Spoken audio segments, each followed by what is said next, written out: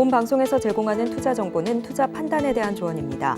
방송에서 제공하는 주식의 가치, 가격 상승 및 하락에 대해서는 방송사에서 보장하지 않습니다.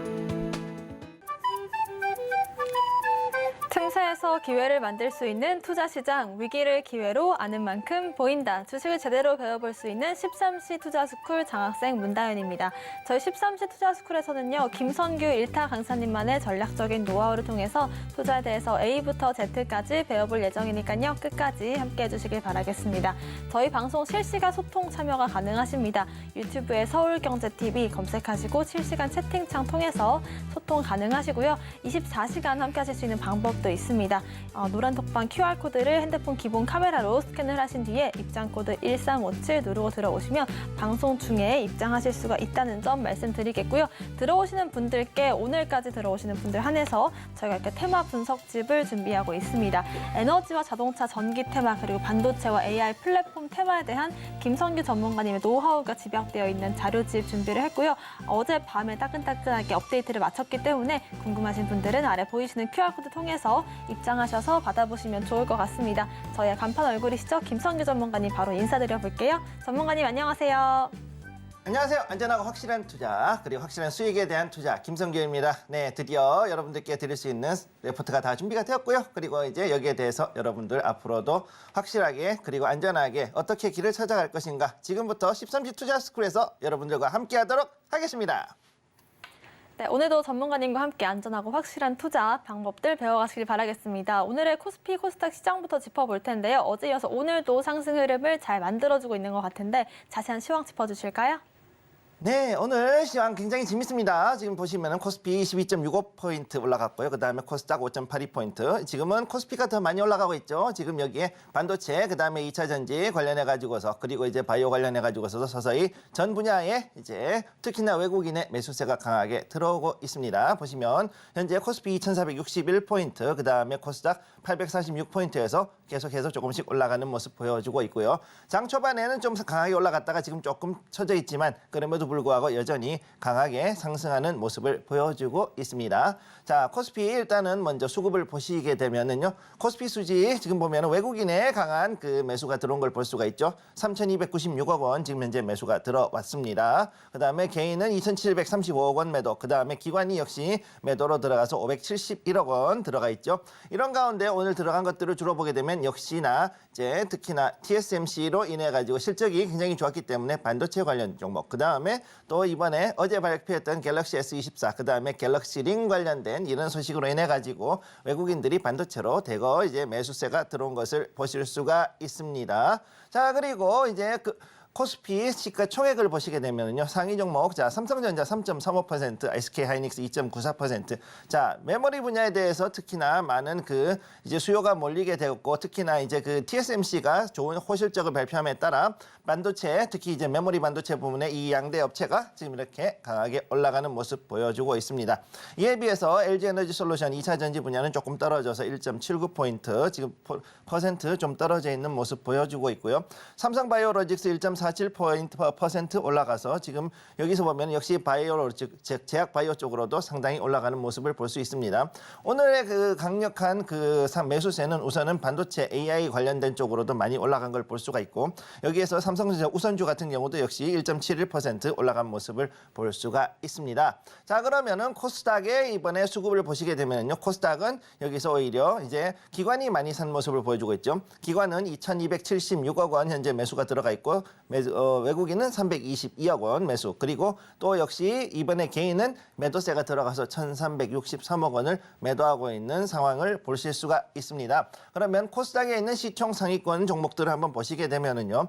현재 에코프로비엠, 에코프로, LNF 이쪽은 오히려 지금 굉장히 많이 떨어지고 있죠. 2차 전지, 양극재, 그다음에 여기 폐배터리 이쪽 관련 종목들은 오히려 지금 더 떨어지는 모습 보여주고 3% 이상 지금 많이 빠져 있는 모습을 보고 있습니다.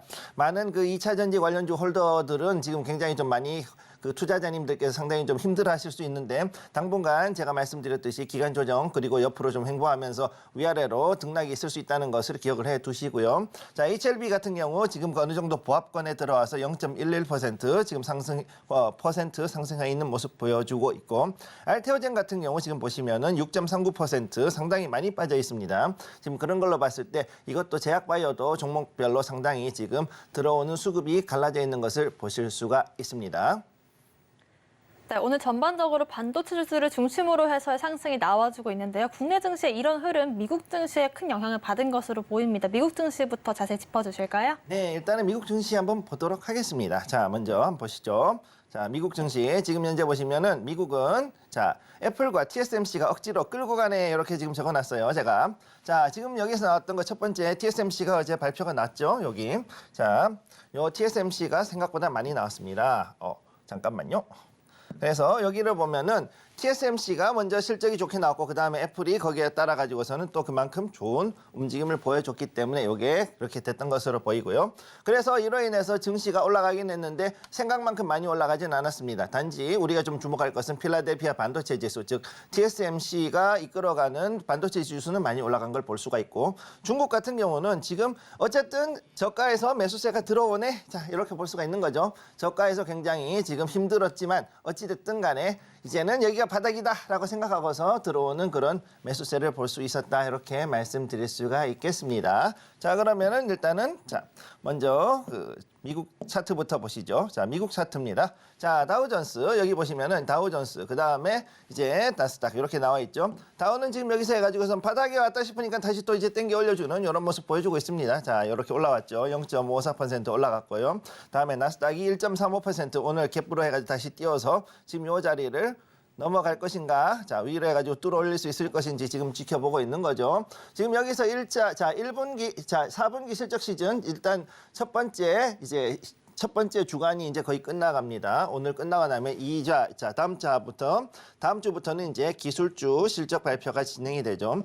기술주 실적 발표가 쭉 됩니다. 그런데 다행인 게 뭐냐? 바로 첫 번째로 했던 이 TSMC가 실적을 되게 좋게 발표를 해줬기 때문에 앞으로 여기에 대해서도 좀 강하게 올라갈 수 있다는 걸 볼 수가 있고 S&P 500 역시도 여기서 위로 올라갈 수 있는 모습 보여주고 있습니다. 마지막으로 여기에 필라델피아 반도체 지수 보시면은 자, 여기에서 필라델피아 반도체 지수는 기본적으로 TSMC하고 그다음에 인텔이 이끌어가는 2대 양대 그 쌍두마차로 끌고 가죠. 근데 TSMC가 여기서 갭 상승을 만들어주고 이 자리를 전 고점을 이제 또다시 넘어가 가지고서는 훨씬 더 강하게 올라갈 수 있는 모습을 보여주고 있습니다. 그렇기 때문에 자, 미국장에서 봤을 때 이렇게 이 반도체와 그다음에 기술주 기반으로 올라가게 됐을 때는 앞으로 우리나라 국내장도 AI 관련주, 그다음에 자, 반도체, 그다음에 또 우리나라에서 또 봐야 될 게 뭐가 있을까요? 그다음에는 이제 여기에 관련돼 있는 CES에서 떴던 것들. 자, 그러면은 자율주행. 그다음에 또 뭐가 뜰까요? 그다음에는 5G, 6G 이쪽을 중심으로 해가지고 1월은 일단 이 종목들을 중심으로 해서 순환매가 돌 수 있을 것이다. 여러분들은 이렇게 진단하시면 되겠습니다. 자, 그러면 다음으로 이제 중국장을 한번 보도록 하죠. 중국장. 자, 중국장에서는 또 다른 얘기가 나오고 있습니다. 자, 샹하이 AB. 자, 여기 보시게 되면 샹하이 AB 다 올라갔고 션전까지 올라갔는데 션전 B는 좀 떨어졌네요. 자, 외국인들이 들어가는 션전 B 같은 경우는 아직 조금 떨어졌지만 그럼에도 불구하고 샹하이 A하고 B 같은 경우는 자, 여기에서 이제는 바닥이네 라고 생각하고서는 이 자리에서 이제 올리려는 이런 모습을 보여주고 있다. 즉 저가 매수세는 이미 들어왔다. 이렇게 보시면 되고 실제로 여기에서 이제 조금 한 박자 늦기는 했지만 중국에서 대응을 해줘가지고서는 여기에 대해서 역RP에 대해 가지고서는 매수가 대규모로 들어왔습니다. 예. 역RP 매수가 지금 중국 정부에서 대규모로 들어왔기 때문에 여기에 대해서 이제는 샹하이 A하고 B 같은 경우, 그다음에 션전 A 같은 경우는 우선은 전체적인 증시가 이렇게 올라갈 수 있는 기반이 잡혔다. 이렇게 보시면 되겠고요. 또 이로 인해 가지고서는 앞으로 제조업 기반인 여기 샹하이 A에 있는 자, 자동차 중에서 전기차죠. 전기차가 올라갈 것이고 그다음에 여기에 제조업 다른 지수들이 올라갈 것이기 때문에 이에 따라서 우리나라에서도 관련돼 있는 2차 전지 여기서도 이제 어느 정도 이제 월 말에 다가오면서 서서히 이제 반등이 들어오지 않을까 저는 일단 이렇게 보고 있습니다. 오늘 국내 증시에 있어서의 이 반도체주들 상승 같은 경우에는 어제 애플과 TSMC발 상승이 영향을 미친 것으로 보이기 때문에 5G와 6G 관련된 종목들과 함께 온디바이스 AI를 비롯한 이 반도체주들 지켜보는 전략 제시해 주셨고요. 중국 같은 경우에는 저희가 월말부터 해서 상승을 좀 기대해 보도록 하겠습니다. 섹터에 대한 분석도 저희가 도와드리고 있습니다. 지금 보시는 것처럼 반도체와 AI 섹터들 그리고 에너지와 자동차 전기 테마에 대한 자료 분석집을 어젯밤에 모두 업데이트를 마쳤기 때문에요. 신상 버전으로 여러분들께 나눠드리고 있습니다. 받아보시고 싶으신 분들은 방송 중에만 입장하셔야 가능하다는 점 강조를 드리면서요. 아래 보이시는 QR코드를 핸드폰 기본 카메라로 스캔을 하신 뒤에 링크를 클릭하시고 입장코드 1357 누르고 들어오시면 김성규 전문가님께서 직접 집필하신 이 리포트를 받아보실 수 있을 것 같습니다. 저희와 함께 하실 수 있는 방법 다시 한번 화면으로 만나보겠습니다.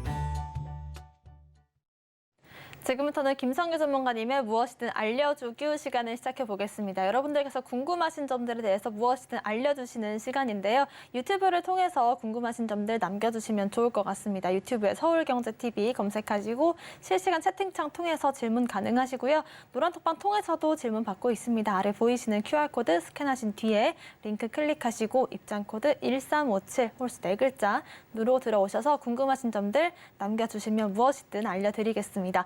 전문가님, 저희가 투자 비법들을 이제 하루에 한 가지 주제씩 배워보고 있는데 오늘 강의해 주실 내용은 어떤 내용일까요? 자, 오늘 일단 중요한 거 안전한 확실한 투자라는 거, 확실한 수익 요거에 대한 걸 항상 얘기를 했죠. 자, 그럼 지금부터 들어갑니다. 자, 안전하고 확실한 수익. 자, 많은 분들은 자, no risk, no return 얘기하고 있어요. 그것도 맞아요. 또 그것도 맞고 하이 리스크, 하이 리턴이다 이런 얘기도 있지만 저는 거기에 비해서는 안전하면서도 확실한 수익, 정확하게 얘기해서 protective investment, 즉 방어적인 투자를 위주로 여러분들께 얘기를 하고 있습니다. 자, 그래서 오늘의 이야기, 자, 네 번째 스몰 캡에 대한 이야기를 지금부터 진행합니다. 자, 좋은 종목에 대해서 어느 정도 소액으로 중기 투자를 했을 때 어느 정도 좋은 성과를 거둘 수 있는 방법들, 이런 것들에 대한 얘기를 지금부터 들어가도록 하겠습니다.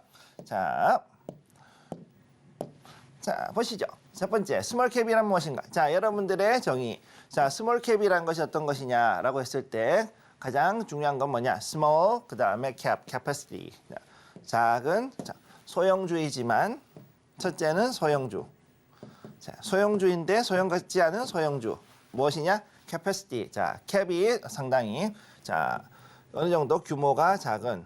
쉽게 얘기해서 이 규모는 무엇이냐? 바로 이것은 시가총액을 얘기합니다. 자, 시가총액이 이 정도 작은 종목. 자, 어느 정도냐? 우리나라에서는 어느 정도로 얘기를 해야 되느냐 했을 때 대략 한 1,000에서 2,000억 정도. 시가총액 1,000억에서 2,000억 원 정도 되는 이런 종목들을 지금 얘기를 하게 됩니다. 이 종목들의 특징이 뭐냐? 첫 번째, 단타에 굉장히 많이 이용이 됩니다. 단타에.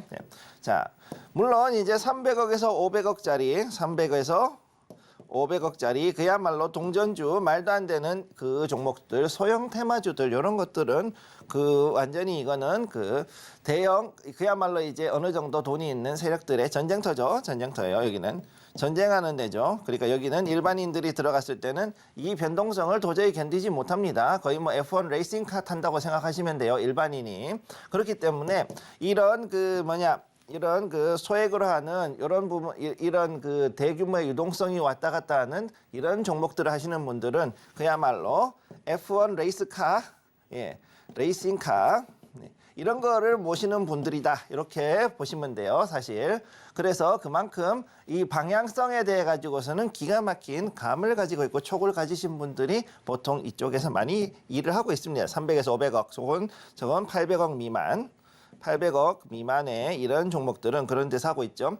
그래서 보통 이제 우리가 주식 상담을 하시는 분들이 어떤 것에 오느냐, 바로 이런 종목들에 들어가셨다가 대부분 거기서 손실을 크게 보시고 팔지도 못하고 그러고 있는 가운데에서 질질질질 끌려가는 그런 종목들을 가지고서 상담을 하러 오시는 경우가 종종 있다는 거. 그래서 이제 이것 때문에 자, 야, 이거 어떻게 해야 되느냐, 이게 참 고민이죠. 자, 그래서 요것들을 말고 그 다음에는 1,000억에서 2,000억 원 정도 되는, 그래도 어느 정도는 좀 그래도 덩치가 아주 작지는 않지만 그렇다고 해서 아주 크지도 않은 종목들, 이런 것들을 찾아가야 된다. 그러면 여기에서 어떻게 해야 되느냐, 스몰캡에 대한 투자는 어떻게 해야 되느냐. 자, 논리적 근거에 따라서, 자, 논리적 근거라는 게 되게 중요합니다. 여기. 자, 요 논리적 근거라는 거, 자, 일단 요거 좀 지우고 얘기를 할게요. 우선 자, 지우고 다시 한번 이야기를 할게요. 자, 논리적 근거라는 거. 자, 스몰캡은 무엇이 할 때는 일단 1,000에서 2,000억 원 정도, 2,000억 원 정도 되는, 네. 자, 이 정도 시총이 이 정도 되는 기업이라고 얘기를 했죠. 근데 얘도 사실은 만만치 않습니다. 이 종목들도 움직이는 거 보면 만만치 않아요. 지금 현재 뭐 다른 종목들 같은 것도 보시면은 이 시총가 올라가고 그 다음에 여기에 따라 가지고서 변동성 올라가는 거 보면은 장난이 아니게 굉장히 흔들거립니다. 근데 아까 말씀드렸던 그런 조그마한 종목들보다는 그래도 덜 흔들린다. 뭐 이게 조금 뭐 모든 분들에 따라 다를 수 있겠지만 어찌됐든 그런 차이가 있다. 자, 그럼 논리적 근거는 무엇이냐? 첫 번째 논리적 근거. 자, 이 종목은 어떻게 해서 이게 갈 수가 있는가, 많이 올라갈 수 있는가에 대한 근거. 첫 번째, 매출이 어떤가. 자, 기본적 분석은 먼저 들어가야죠. 매출이 어떤가. 자, 여기에 대해서 이 회사가 돈을 잘 버는가, 물건이나 서비스를 잘 판매해 가지고서는 자, 현금 흐름이 좋은가. 현금 흐름이 좋다. 이 좋은가? 좋은가? 자, 요게 되게 중요하죠. 자, 그래서 돈이 있어야죠. 회사는 왜 존재합니까? 돈을 벌기 위해 존재합니다. 기본적으로. 회사는 돈을 벌고 수익을 내기 위해 존재를 하고, 주식회사는 왜 존재를 하느냐? 돈을 벌고 수익을 낸 다음에 수익을 배당으로 주주에게 배당금을 주기 위해서 존재하는 게 주식회사입니다. 네. 그렇기 때문에 주식회사가 아닌 회사들 같은 경우에는 회사의 주인인 거기에 대표가 결국은 모든 거의 수익을 관장을 하는 거지만은, 주식회사, 특히나 이렇게 상장이 되어 있는 회사는 주주들을 위해서 움직이는 회사라는 걸 여러분들이 기억을 해 두셔야 됩니다. 자, 그렇기 때문에 자, 이 주주들이 봤을 때 좋은 주주가 있느냐, 이것도 되게 중요해요. 좋은 주주가 있느냐. 이게 왜 중요하냐? 가끔씩 이제 우리가 경영권 방어라는 이야기가 요즘 속속들이 나오고 있죠. 네, 무슨 이야기냐면은 이 회사에 이 회사가 돈이 많고 자산이 많어. 그런데 생각보다 그 지배 구조가 좀 취약하다. 뭐 이런 경우가 있을 경우에는 어떻게 되느냐? 바로 여기에 대해서 PEF라 부르는 사모펀드가 있어요. PEF라 부르는 사모펀드들이 이제 들어옵니다. 경영권의 획득을 목적으로. 근데 이게 지금 어떻게 되냐? 합법적으로 할 수 있다는 거. 이게 진짜 문제가 되는 거죠. PEF가 어떻게 해가지고서는 자, 논리적 근거에 자, 이렇게 어떤 회사가 있다. 그럼 이 회사 돈도 많고 자산도 많고 유보해 놓은 현금이 많네? 현금이 많어. 근데 왜 얘는 이거를 주주한테 배당을 안 해? 야, 이거 우리 그 주주가 돼가지고 배당을 좀 받아 먹어야겠다라는 생각을 하게 되겠죠. 네, 아주 합법적인, 네, 합법적이지만 상당히 불순한 생각을 하게 되는 거죠. 자, 어찌됐든 이렇게 됐을 때 PEF는 어떻게 되느냐? 최소 5% 이상 혹은 최소 그보다 훨씬 더 많은, 그래서 경영권에 대해 가지고 획득을 할 수 있는 그만큼의 지분을 가지기 위해서 들어갑니다. 자, 이 회사의 주식을 사 모으게 되는 거죠.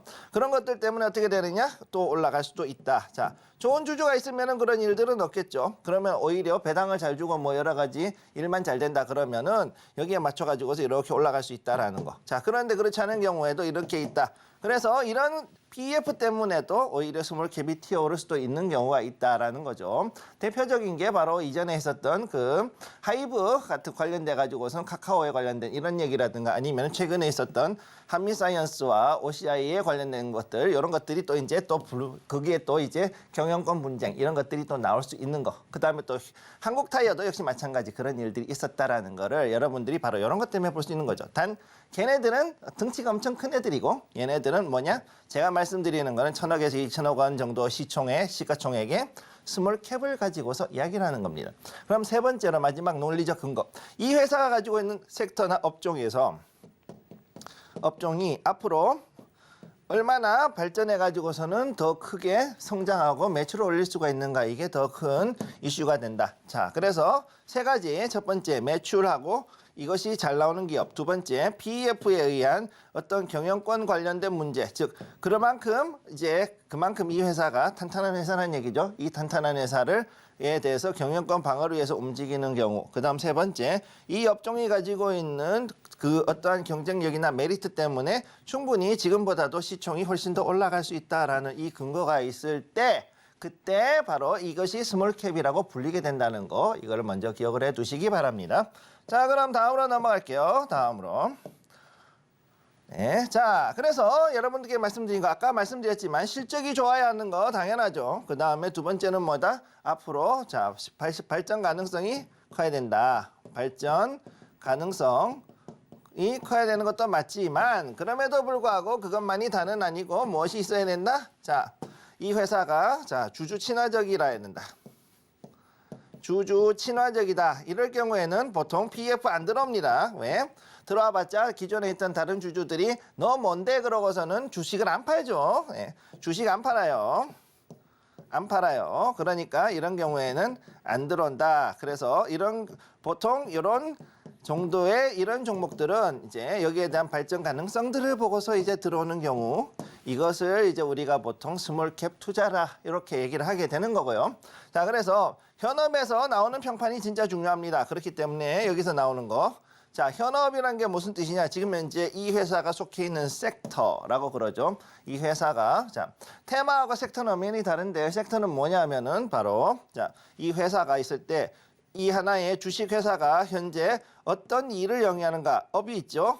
업종이 있습니다. 자, 이 업종에 있는 회사에서 여기에 있는 다른 경쟁사들이 있겠죠. 자, 경쟁사, 그 다음에 직원들 혹은 거기에 있는 다른 사람들, 관련자들이 있는데 그들에게서 나오는 평판이라는 게 있습니다. 이 회사, 뭐 괜찮은 회사, 아니면은 뭐 이 회사 했을 때 이거 얘네들 돈은 잘 보고 하는데 되게 악질이다, 뭐 이런 얘기가 나오는 수도 있는 거고, 뭐 일단 혹은 이제 뭐 얘기를 했을 때 뭐 너무 순에 터져 가지고서는 돈을 못 버는 회사다, 뭐 이런 얘기도 나올 수가 있는 거고, 아니면은 뭐 여러 가지 이야기들이 나올 수 있습니다. 뒤에 뒷배가 뭐 누가 많이 있어 가지고서는 이건 충분히 뭐 어느 정도 깨지더라도 그냥 치킨 게임 하고 가는 그런 회사다, 뭐 이런 얘기들도 나올 수도 있는 거겠죠.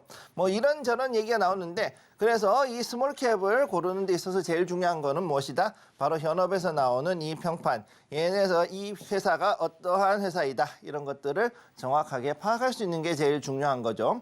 그렇기 때문에 정말 웃기는 건 뭐냐면은, 자, 이 평판이라는 것이 우리가 볼 때 좋은 거하고 그 다음에 주주들이 보는 평판이 완전히 다르다는 겁니다. 그러니까 요것들을 잘 기억을 해두시고, 그리고 요거에 대해서 요거를 잘 가름할 수 있는 기준을 여러분들이 가지고 계셔야 됩니다. 네, 일단은 우리가 스몰캡을 활용해서 어떻게 수익을 낼 수 있을지 배워보는 시간을 가져봤는데요. 좋은 주주는 좋은 그 경영권에 있어서 좀 책임감이 있는 모습이라고 말씀 주셨는데, 사실 최근에 어떤 그 경영권 이슈가 있는 종목들, 기업들을 본다면 정작 주가는 또 전문가님 오르는 경우들도 있었거든요. 이거는 어떻게 보면 그 투자를 한 사람 입장에서는 경영권 이슈가 있는 게 오히려 좋을 수도 있다라는 생각이 가끔 들 때가 있어요. 네. 어떻게 좀 보면 좋을까요? 제대로 보셨는데, 네. 일단 기본적으로 피인수 기업, 즉 M&A가 되는 기업이 있죠. 자, 피인수 기업이라 그러죠. 피인수 기업. 자, 잠깐 여기 보시면 피인수 기업이라는 데가 있어요. 피인수 기업. 자, 얘네들은 일반적으로 봤을 때 주가가 올라갑니다. 예. 얘네들은 이 주식을 가지고 있으면은 주가가 앞으로 더 올라갈 수 있다라고 판단되기 때문에, 혹은 여기에서 합병이 됐을 경우에, 인수가 되었을 경우에 거기에 대해서 나누는 비율이 있거든요. 그 비율에 봤을 때 얘네들이 돈을 벌 수 있다고 판단이 되니까 거기에서 사람들이 돈을 엄청나게 집어넣고 그로 인해서 주가는 뛰어오르는 이런 경우는 실제로 있습니다. 네. 좋습니다. 우리가 경영권 이슈를 어떻게 봐야 되는지까지 자세한 그 얘기를 해주셨고요. 저희가 앞으로도 이런 어떻게 보면 그 종목에 대한 이야기들을 더 잘 들여다볼 수 있을지에 대한 것들도 알 수가 있을 것 같습니다. 자, 무엇이든 물어보기 시간도 알아볼 텐데 무엇이든 물어보기 시간에서는요. 섹터에 대한 자세한 강의를 들어보는 시간입니다. 앞서서도 테마와 섹터를 분류를 하자라는 말씀 해주셨는데 이번 시간에서는 섹터에 대한 내용들을 배워볼 거거든요. 전문가님, 오늘은 어떤 섹터 다뤄볼까요? 그러면은 오늘의 섹터를 일단 먼저 한번 들어가 보도록 하겠습니다. 자, 오늘의 섹터 첫 번째.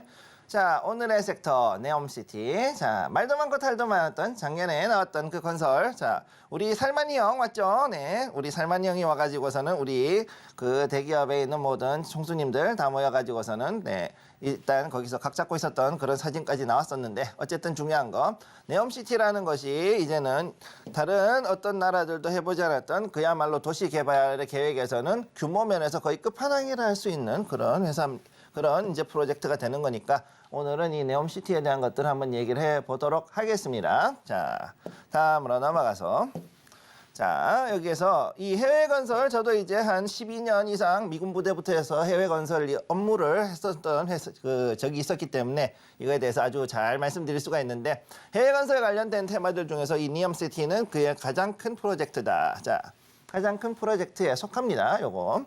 자, 그렇기 때문에 이 니엄시티가 나왔다라고 했을 때 전 세계의 모든 토목하는 토건사들은 그야말로 눈이 뒤집어졌죠. 야, 이거 만들 수 있느냐? 아, 되겠네. 이거 한다 그러면은 야, 이거 우리 엄청나게 돈 벌 수 있겠다라고 생각해서 지금 전 세계의 모든 건설사들은 여기에 집중을 하고 있다. 그런데 그 와중에 우리의 빈살만 형님께서 왕세자께서 어떻게 됐느냐? 여기다가 엄청나게 많은 그 추가적인 그 계획들을 붙이면서 기존에 4개가 있던 그 프로젝트가 자꾸 살이 붙어가고 있어요. 자, 기존에 4개 지역이 있는데 그거 이외에도 홍해 지역의 아카바만 여기다가 지금 6개 정도의 추가 개발이 이미 들어가고 있습니다. 그리고 일부는 이미 완성이 됐고 이 인프라를 기반으로 해서 이제 니엄시티를 만드는다. 이렇게 지금 들어가고 있는 거죠. 그래서 우리 돈으로 5천조 원 이상. 자, 왜 이상이라고 붙였냐? 처음에 붙였을 때는 이 정도가 될 거라고 생각을 했는데 앞으로 보니까 이거에 대해 가지고서는 일단은 그 계산을 해보니 재무하는 사람 얘기가 이 폐하 이거 왕세자 폐하 이거 5천조 원이 아니라 더 들어가겠는데요? 2배 이상 들 거다라는 그런 얘기를 하게 되면서 그런 자금 투입이 이 정도로까지 올라가는 대규모 공사라면은 그야말로 지금 현재 허덕거리고 있는 건설사들 모두 다 중동으로 이제 달려가서 어떻게든 살아남아야 되는 상황이 왔죠. 우리나라도 옛날 70년대에 우리 그 중동 건설할 때 붐이 일어났을 때 현대건설하고 다른 여러 업체들 전부 다 중동으로 나갔습니다. 그래가지고서는 달러 벌어왔죠. 그랬던 적이 있었던데 자, 그래서 지금 현재 기초공사 더 라인에 대한 기초공사는 지금 중국이 맡아서 하고 있습니다. 더 라인이라는 이제 그야말로 길쭉한 벽같이 생긴 이런 그 도시를 만드는데 그 라인의 기초공사는 중국이 지금 맡아서 진행을 하고 있다. 자, 그러면 여기에 대한 것들을 이제 지금부터 보여드리죠. 잠깐 슬라이드로 보여드리면 이렇게 4가지 자 나와 있어요. 자, 여기에 더 라인이라는 거, 요게 지금 현재 그 150km 정도 되는 이 그 엄청난 그 라인을 지금 보여주는 거죠.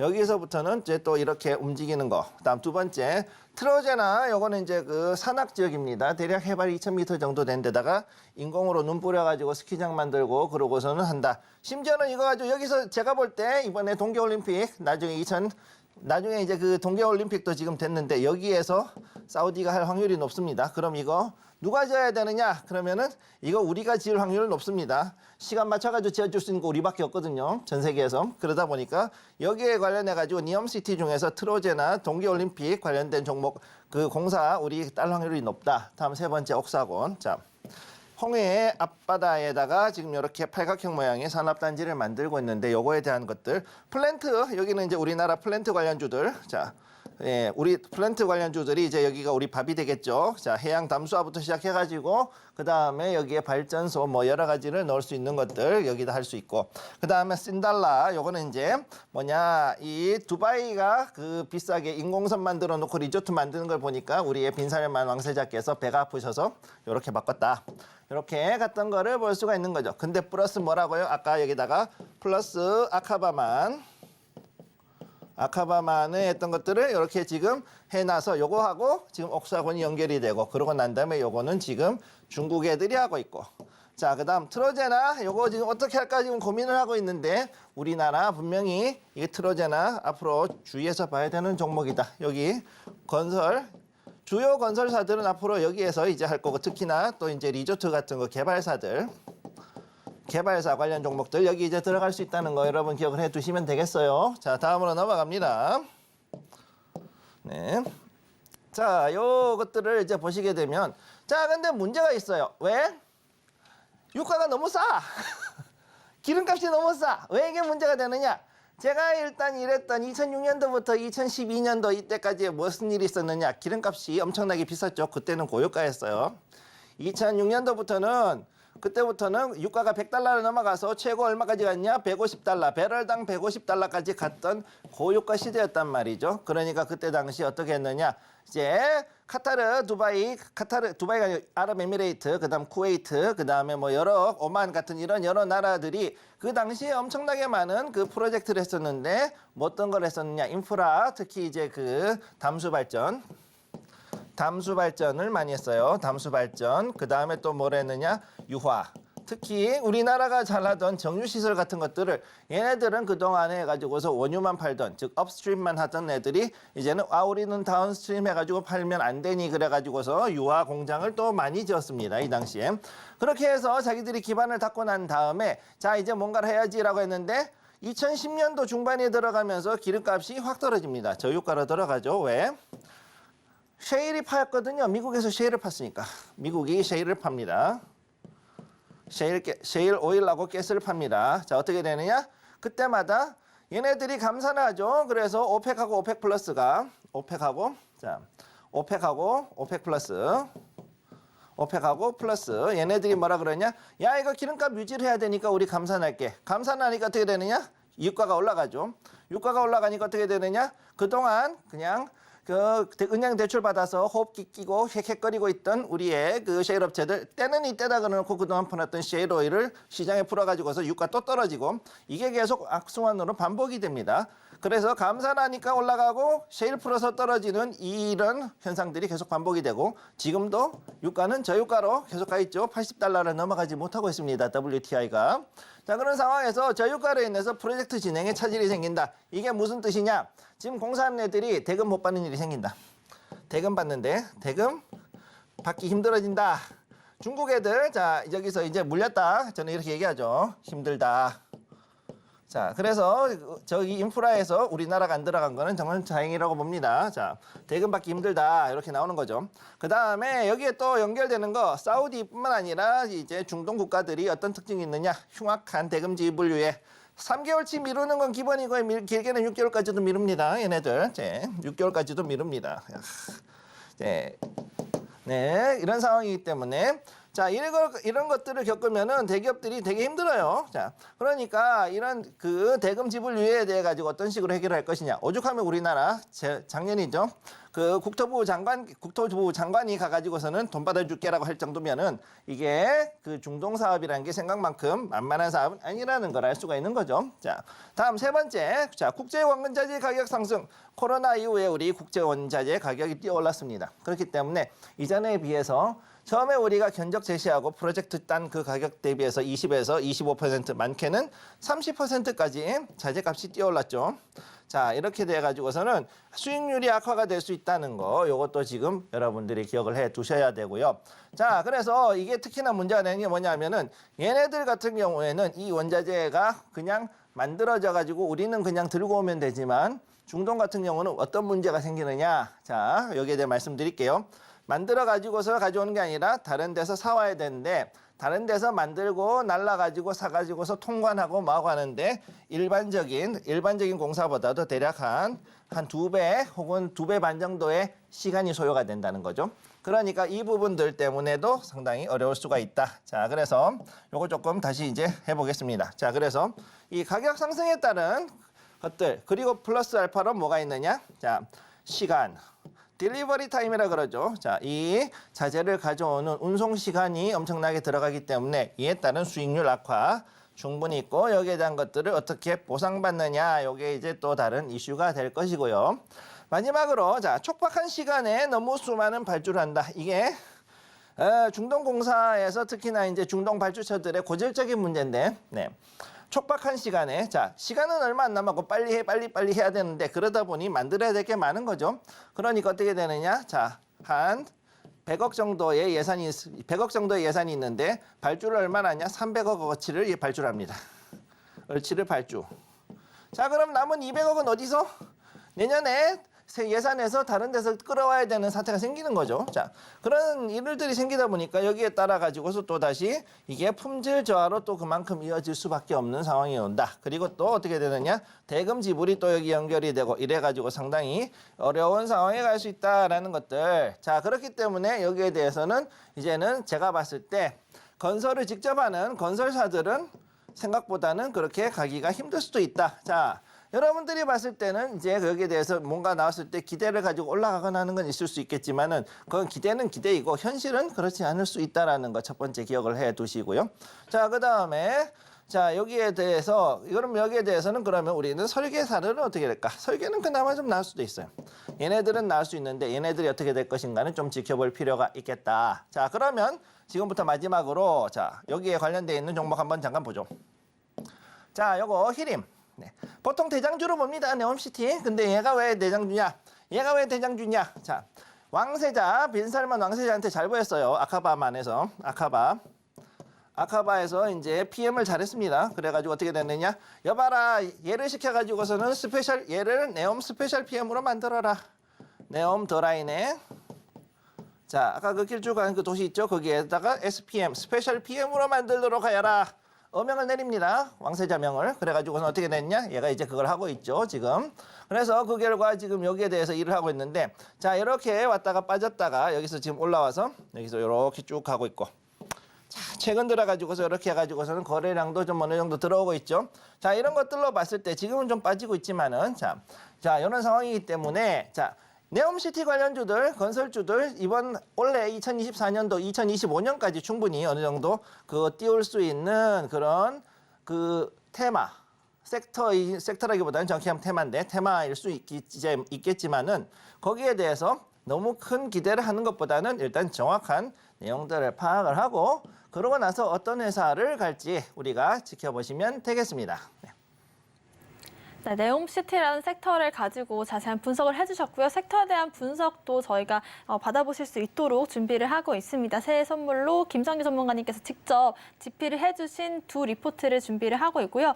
보시는 것처럼 에너지와 자동차 전기 테마는 이미 나눠드리고 있는 그런 테마 리포트인데요. 받아보시는 분들께서 리뷰를 남겨주신다면 어제 따끈따끈하게 업데이트를 완료한 이 반도체와 AI 플랫폼 테마에 대한 자료 분석집도 나눠드리겠습니다. 받으실 수 있는 방법은요. 아래 보이시는 노란 톡방 QR코드 스캔하시고 들어오시면 되고요. 방송 중에만 저희가 QR코드 띄워드리기 때문에 방송 끝나면 들어오실 수 없다는 점도 말씀드리겠습니다. QR코드 스캔하시고 입장코드 1357 누르시거나 문자 샵 0082번으로 김선규 세 글자 보내주시면 이 두 리포트 받아보실 수 있다는 점 말씀드리겠습니다. 오늘의 강의 내용 화면으로 정리해 보겠습니다.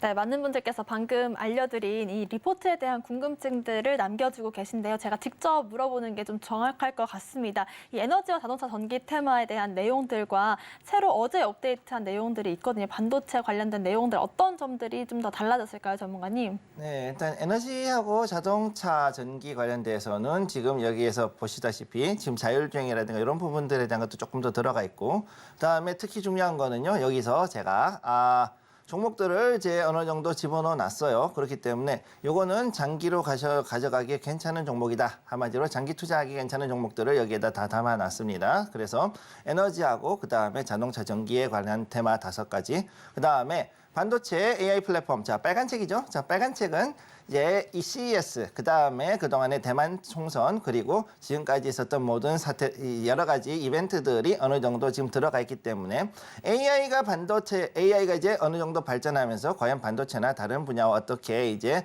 파급을 할 것인가 그 부분에 대한 것들을 중점적으로 얘기를 했고 여기에 대한 것도 종목을 6가지 제가 그래서 총 11개의 종목을 제가 지금 여기다가 공개해 드리는 겁니다. 네, CS 2024가 최근에 마무리가 됐기 때문에 여기에 대한 내용들 업데이트를 완료한 상태이고요. 각각의 리포트에 장기 투자로도 매력이 있는 종목들 5개에서 6가지 정도씩 담겨 있으니까요. 들어오셔서 확인해 보시면 좋을 것 같습니다. 이번에는 이제 오늘장에서 강세를 보여주고 있는 테마들 알아볼게요. 어떤 테마들 지금 강세를 보여주고 있을까요? 네, 오늘 아침 일단은 장 초반에 이부터 계속해가지고 강하게 강세를 보였던 건 역시 AI 관련 종목. 자, AI가 특히나 강하게 올라갔었죠. 인터플렉스를 비롯해가지고 각종 그 여러 가지 종목들이 올라갔고, 그 다음에 저출산 관련 종목들, 재택근무, 그 다음에 디스플레이 이쪽으로 해가지고서도 꽤 많이 올라갔었어요. 장 초반에는 이런 것들이 올라갔는데 이후에 시간이 지나가면서 제가 보니까 어떻게 됐냐, AI하고 반도체 이쪽이 좀 더 강하게 올라가고, 그 다음에 재택에 대한 것들이 좀 더 나온 것들이 있습니다. 자, 그래서 종목을 보시게 되면은 인지소프트, 자, 인지소프트, 그 다음에 이제 이베스트 투자증권, 그 다음에 나무기술 이렇게 나왔고, 자, 웰킵스 하이텍이라고 해가지고 그거는 이제 상한가를 들어가가지고 지금 있지만은 그 종목 같은 경우는 약간 조금 별도의 이런 테마하고는 조금 별도의 종목이었기 때문에 그거는 오늘 여기서 언급하지 않겠습니다. 자, 일단은 종목 3가지를 먼저 보도록 하죠. 자, 첫 번째 요 인지소프트예요. 자, 인지소프트 요거 보시면 자, AI 사업에 본격 진출할 것이다. 지금 인지소프트가 여기에 대해 가지고서는 특히나 그 AI 관련해 가지고서는 여러 가지 일을 많이 했는데 최근 들어 가지고서 구조 조정을 했습니다. 구조 조정이라기보다는 정확히 얘기하면 내부의 조직들 조직 개편을 단행했어요. 조직 개편을 단행했다. 자, 그래서 어떻게 됐느냐? 안 그래도 이 AI 쪽으로 강하지만은 그래도 지금 현재 CES 2024 이후에 이제 앞으로 변화가 될 수 있는 AI에 관련된 요 사항들에 맞춰서 앞으로 요 파급되는 것들, 특히나 SK텔레콤에서 지금 현재 이번에 관련해 가지고서는 AI 사업을 굉장히 더 피라미드형으로 확장하겠다는 얘기가 나왔죠. SK텔레콤에서. 텔레콤에서 그 얘기가 나왔기 때문에 여기에 맞춰서 아마 좀 더 강하게 움직이지 않을까, 이렇게 해서 아침 시간에 상한가를 한번 찍었는데 지금은 좀 떨어졌습니다. 그럼에도 불구하고 상당히 좀 지켜볼 필요가 있는 게 요 인지소프트다, 이렇게 보시면 되겠고요. 자, 다음 종목을 한번 보도록 할게요. 자, 다음 종목. 자, 두 번째 이베스트 투자증권, 이거는 이제 조금 또 다른 이야기인데 이것도 역시 오늘 같은 경우에 의외로 요즘 지금 특히 이 주목해야 되는 게 뭐냐면은 바로 그 지분, 그 다음에 여기에 대해 가지고서 관련되어 있는 각종 인수합병 이런 것들 관련되어 있는 종목들이 생각보다 많이 움직인다라는 게 특징이 됩니다. 오늘 이베스트 투자증권, 원래 이게 LG 계열이었죠. LG 쪽에서 참 그 금융에는 참 운이 안 따르는 그런 회사가 참 LG 그룹인데, 이베스트에서 지금 어떻게 됐냐면 요거를 LS 네트워크스로 해가지고서는 최대 주주를 변경을 했습니다. 자, 그래서 LG가 들고 있던 거를 넘기고 이에 따라서 이 종목이 상한가까지 올라갔던 적이 있어요. 그래서 아침에 장 초반 29.95%, 그리고 지금도 역시 상당히 강세를 보이고 지금 올라가 있는 종목입니다. 자, 그래서 요거도 봤을 때는 앞으로 이제 지분이나 인수합병들, 아까 나왔던 웰킵스 하이텍 같은 경우도 사실 그렇게 그 기존에 있던 크로바 하이텍에서 사명 변경하고 그 다음에 여러 가지로 이제 좀 여러 재무도 정리를 하고 그렇게 해가지고 새롭게 신사업 준비를 하는 과정이 있다 보니까 주주들의 기대가 높아서 오늘 상한가를 간 걸 보면은 지금 현재 최근 1월에 들어가지고서 이런 지분하고 인수합병 관련된 이런 테마들은 지금 계속 나올 수 있다, 이렇게 보시면 되겠고요. 자, 세 번째, 자, 보겠습니다. 세 번째 종목. 자, 세 번째 종목, 요거는 이제 나무기술인데요. 요거는 지금 저출산 재택근무 관련주. 자, 어제 여야가 모두 이제 저출산에 관련해 가지고서 심각하다는 걸 모두 인식을 하고 총선에서 이제 공약으로 내놓고 있는 대책들 여러 가지가 있죠. 그 중에서 이제 재택근무 관련 종목들. 자, 재택근무를 하게 됐을 때 여기에 관련돼 있는 플랫폼들을 만든다 하면은 이 나무기술이 이 재택근무 관련돼 있는 이런 기술들을 가지고 있죠. 그래서 이것으로 인해 가지고 급등을 했어요. 아침에 장 초반. 그래서 최고점 18.74%까지 올라가 있고 지금도 여전히 강세를 좀 보여주고 있는 종목인데 앞으로 저출산, 재택근무 이런 것들은 어떻게 되느냐 총선까지 해가지고서는 여러 차례 예. 총선이 지금 다가왔고 거기에 따라 가지고서 저출산 대책이 지금 굉장히 중요한 이슈로 발돋움을 했기 때문에 앞으로 이 저출산은 단순한 테마가 아니라 상당히 오랜 기간 동안 우리 주주들이라든가 아니면 투자자들께서 좀 지켜봐야 되는 그런 테마로 진행이 되겠습니다. 네, 이렇게 오늘의 강세 테마로 AI와 저출산, 재택근무와 디스플레이까지 4가지 테마들을 분석해 주셨는데요. 전문가님께서 직접 보시기에 이 4가지 테마들 중에서도 좀 관심 있게 보시는 테마들 있으실까요? 네, 저는 AI가 우선은 첫 번째, 그 다음에 여기에 관해 가지고서는 이 저출산 관련 종목 그 중에서도 이제 이런 우리가 지금까지 해가지고 코로나 때 이후에도 코로나 때도 그 당시에 재택근무가 굉장히 강하게 갔었잖아요. 네. 그러니까 지금 이제 저출산으로 해서 재택근무 또 다른 연장이 된다라고 보는 그런 개념으로 보는 거죠. 그냥 그때의 붐이 좀 꺼졌다가 지금 다시 이번에 좀 더 늘어난다 그랬을 때는 이 재택근무하고 그 다음에 거기에 관련된 디스플레이 이 관련 종목들이 앞으로 좀 더 클 수가 있지 않을까 이렇게 보고 있습니다. 네, 테마끼리도 좀 엮이는 측면들이 있는 것 같은데 자세한 테마에 대한 분석이 필요하신 분들은 노란톡방 통해서 받아보실 수 있다는 점 말씀을 드리겠고요. 오늘의 히든 종목도 알아보겠습니다. 전문가님, 오늘의 히든 종목 소개해 주시죠. 네, 그러면은 오늘의 히든 종목 잠깐 한번 보도록 할게요. 자, 오늘의 히든 종목. 자, 오늘의 히든 종목. 자, 부항 관련주입니다. 자, 부항 관련주고요. 그 다음에 바이오 인식 관련된 솔루션. 자, 바이오 인식 이게 뭘까요? 자, 지문. 그 다음에 또 뭘까요? 안면 인식. 안면. 그 다음에 또 뭐가 있을까요? 또, 자, 정맥이나 이런 거. 사람 정맥.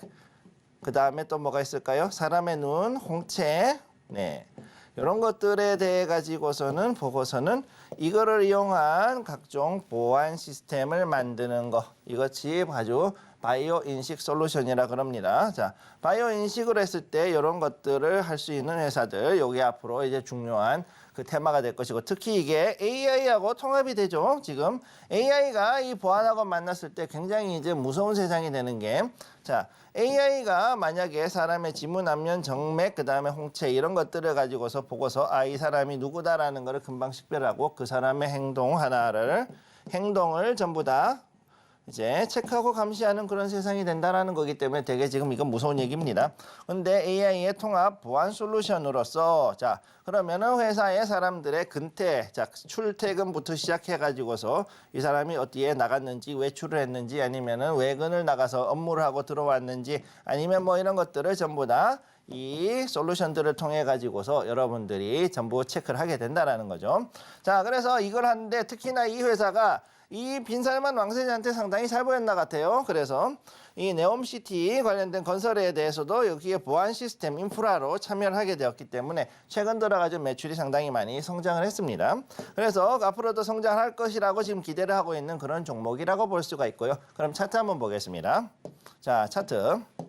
자, 차트 지금 이거 주봉이에요. 주봉 차트인데 주봉으로 봤을 때는 이렇게 위아래로 좀 흔들면서 아주 완만하게 지금 내려왔다가 자, 여기서부터 바닥을 잡고 10월부터 해가지고서 여기서부터 이제 꺾어서 올라가고 있습니다. 자, 처음에 작년 5월에 일단은 대규모로 일단 매집이 들어온 다음에 지금 현재 여기서 조금씩 11월, 그 다음에 1월 여기에 최근 들어 1월에도 계속 해가지고서 이렇게 이제 거래량이 들어오고 있죠. 이런 걸로 봤을 때는 앞으로 이제 이 종목 자, 네옴시티 테마와 함께 해가지고서 올라갈 수 있는 또 다른 종목이라고 보시면 되겠고요. 자, 여러분들이 궁금하시다 노란톡으로 들어오시기 바랍니다. 네, 네옴시티 관련해서 성장성을 띌 수 있는 오늘의 히든 종목, 자세한 종목명과 함께 가격 전략이 궁금하신 분들은요. 노란톡방 통해서 확인 가능하십니다. 아래 보이시는 노란톡방 QR코드를 기본 카메라로 스캔을 하시면 노란색 영어 링크가 한 줄 뜰 거고요. 그 링크를 클릭하시고 입장코드 1357, 홀수 4글자를 누르시거나 문자샵 0082번으로 김선규 3글자 보내주시면 자세한 가격 전략까지도 확인해 보실 수가 있을 것 같습니다. 오늘의 히든 종목 다시 한번 화면으로 정리해 보겠습니다.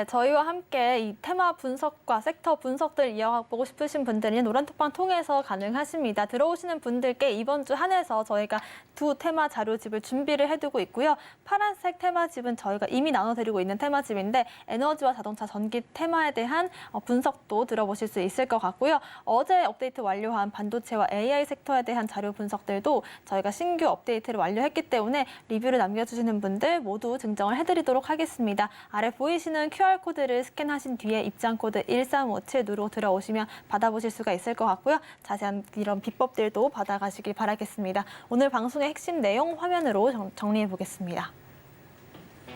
13시 투자스쿨 오늘의 핵심 정리입니다. 오늘의 물어보기 시간에서는 네옴시티 관련된 섹터들과 함께 종목도 알아봤고요. 오늘 강세를 보인 테마들 AI와 저출산 관련주들 재택근무와 디스플레이 알아봤습니다. 저출산과 재택근무는 앞으로 같이 갈 수 있다는 점도 염두에 두시면 좋을 것 같습니다. 오늘의 히든 종목은 보안 관련된 종목인데요. 네옴시티 관련해서도 엮일 수 있는 성장성이 있기 때문에 자세한 종목과 가격 전략들은 노란톡방 통해서 확인해 보시면 좋을 것 같습니다. 저희가 방송 중에 드리는 정보는 전문가님의 조언일 뿐입니다. 참고만 하시길 바라겠고요. 서울경제TV와 서울경제신문을 사칭한 피해도 유의하시길 바라겠습니다. 오늘 저희가 준비한 소식은 여기까지입니다. 시청자 여러분 고맙습니다.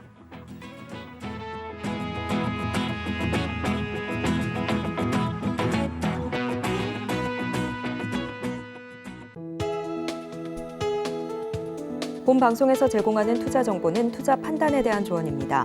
방송에서 제공하는 주식의 가치, 가격 상승 및 하락에 대해서는 방송사에서 보장하지 않습니다.